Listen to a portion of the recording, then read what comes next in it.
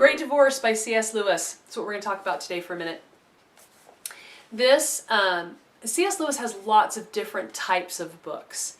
And so he's an author that is a Christian apologist, and you can do Mere Christianity and other readings like that. That's just great intellectual stuff, collections of speeches. And Way to Glory is great, Abolition of Man, tough, tougher. Then he's got his novels, he's got his adult sci-fi series, his children's fantasy series. This one's a little bit different. It's different than anything else he's written. I think he calls it, he calls it a fantasy. It's not really that. This one and Screwtape Letters are kind of different. Screwtape Letters, of course, is a fictional scenario where Screwtape is, devils are trying to tempt a man. This one, he called it The Great Divorce. He explains right here in the beginning. He says, Blake wrote The Marriage of Heaven and Hell.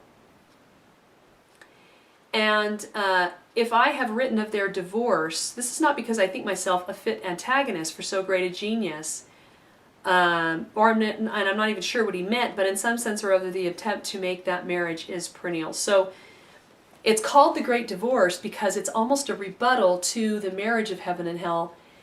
C.S. Lewis says, no, actually, there's a great divorce. Heaven and hell are very different, distinct places. And he goes on to say in this preface, which I love this book. I've read and discussed it with many groups, and I highly, highly recommend it. And I think you should read the preface when you read it.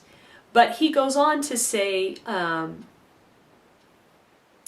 that life is full of choices, and we have to make a decision. And when we've made a decision, it takes us down a different path, and we can't go down the other path. We made our choice. We live in time. We're cut off from the other choices. And so he says, good, as it ripens, becomes continually more different, not only from evil, but from other good. That right there is a great discussion to have. But then he says, I do not think that all those who choose wrong roads perish, but their rescue consists in being put back on the right road. Some can be put right, but only by going back till you find the error and working it afresh from that point, never by simply going on. Evil can be undone, but it cannot develop into good. Time does not heal it. And he says in another place, maybe it's in The Problem of Pain, talks about how if we've done something wrong, it's not just fixed because time's gone by. We have to fix it. And so if we would become better people, if we would be truly good and become great, then we have to stay on roads of goodness. We have to make decisions that take us down the right road. And if we're going down the wrong road, we can't just start choosing another way. We have to go back. We have to fix it. And that's the sense in which heaven and hell can never be married. They're different essences. Hell is something that Lewis talked frequently about. And I think it's in Weight of Glory where he brings it up again and he's like, I'm sorry I keep bringing up hell, but here's the thing. In Christian circles today, we don't talk a lot about hell, but the source of a discussion about hell, the person that said there was a hell was Jesus. So I think we should take him literally. So The Great Divorce, is Lewis taking heaven and hell seriously, saying there are such places, and I'm going to talk about what I think maybe they could be like. He doesn't really I guess he does really describe hell, and he kind of describes like a waiting place that's kind of like heaven, but heaven's way better. You don't ever get to see what heaven is like. So, he wants us to remember three things. He wants us to remember that it's a fantasy, that it does have a moral, and he wants to arouse curiosity about the afterlife. He wanted people to think and talk about what it would be like.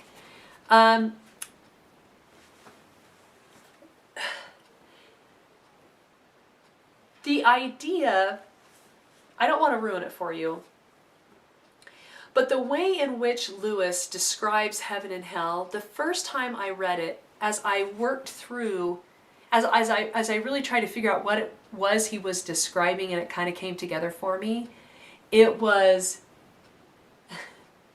just really cool.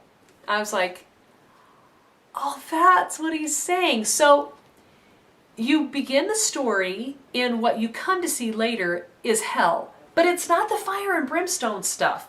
It's like bleakness. It's a town where nobody's around, and it's always drizzly and cloudy, and everything's gray, and everybody is petty and selfish and lazy.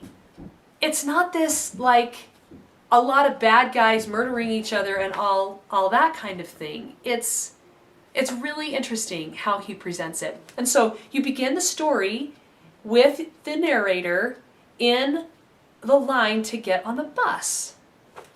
I love that about Lewis. So often any great authors do that. They put you right in the middle of something, and then you're just interested to see what's going to happen next. So this man is in this line, and he isn't sure where he is, but he's describing what this place is like, and then he's asking other people in the line, and as he gets on the bus, he asks people, where are they? What is this place? What is this line for? Where are they going?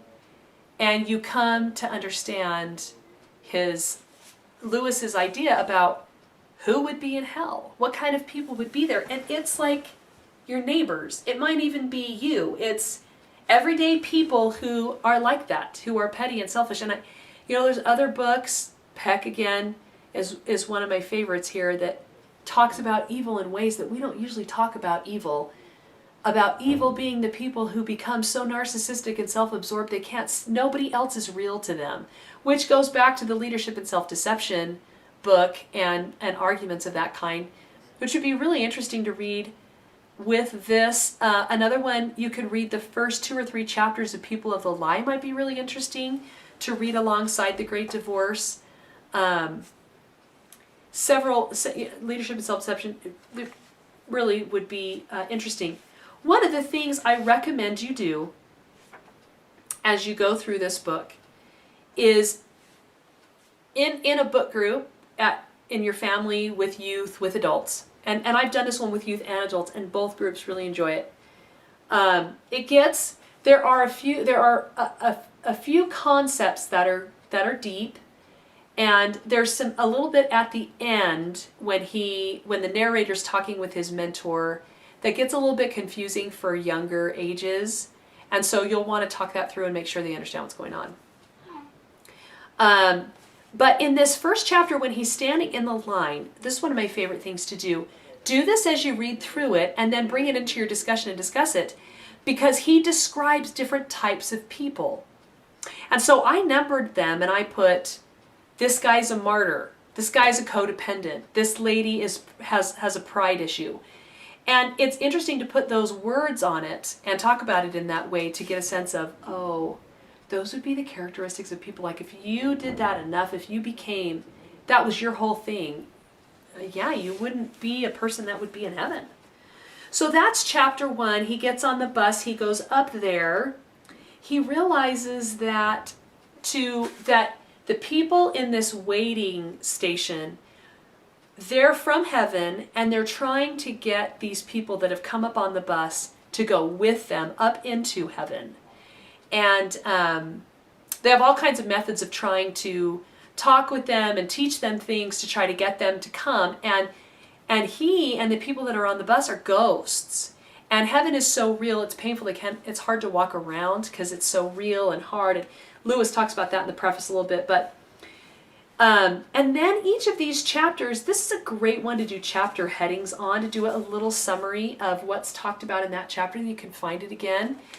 There's different types of people, as from chapter 1, that now Lewis helps you understand them better, because now they're presented with the opportunity to go to heaven, and he's kind of answering, so what would this kind of person that had this trouble, that was like in hell, what would be their aversion to going to heaven? Like, what's keeping them from going there? What's holding them back? How have these characteristics, these character traits, become a major obstacle for them?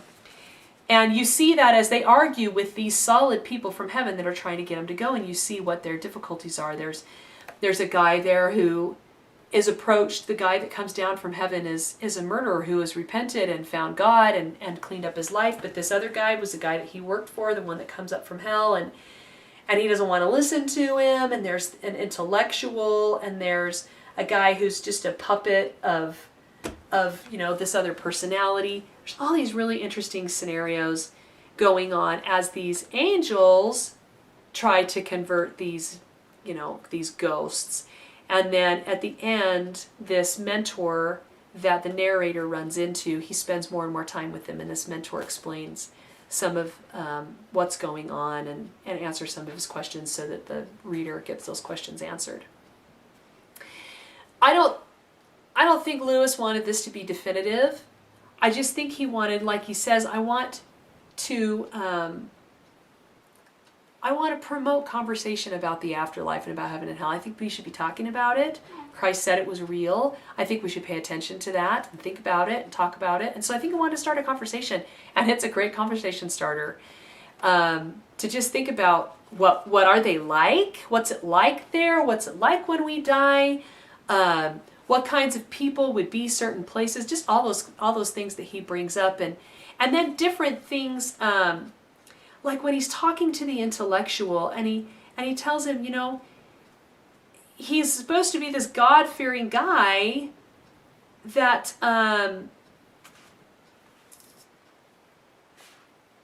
that was all about Christ and Jesus and Christianity and all that kind of stuff, but it really, at the end, it wasn't about that anymore. And he talks to him about, you used to be a pursuer of truth. It used to be about truth for you. It's not about truth anymore. And he says, be that child again, even now. He says, once you knew what inquiry was for, there was a time when you asked questions because you wanted answers. And then the man says, but when I became a man, I put away childish things. And the angel says, you have gone far wrong. Thirst was made for water, inquiry for truth. And this guy just does not want, he doesn't want to go to heaven because he doesn't want there to be final answers. For him, it's become all about the journey and all about the quest and all about the thinking. And he doesn't want to find final answers and final truth anymore. And we can get caught up in that. And then at the end, I love, in this particular story, I love it because he says, oh, wait a minute. And there's a lot of funny parts in this book. This is one of them. And he's like, wait a minute. I can't go to heaven with you because I'm giving a lecture. I've got to go back. I've got to go back there and give this lecture on Jesus. I'm going to talk about how he died too young, and if he would have lived longer, his doctrine would have developed and been more mature and wise. And what kind of Jesus would we have had if he would have lived longer? It's just, anyway, it's funny. It's a great book. Quick, fast, easy read. The concepts are deep, but the language is easy. So I highly recommend you get into a discussion group and discuss it. It's wonderful. See you next time.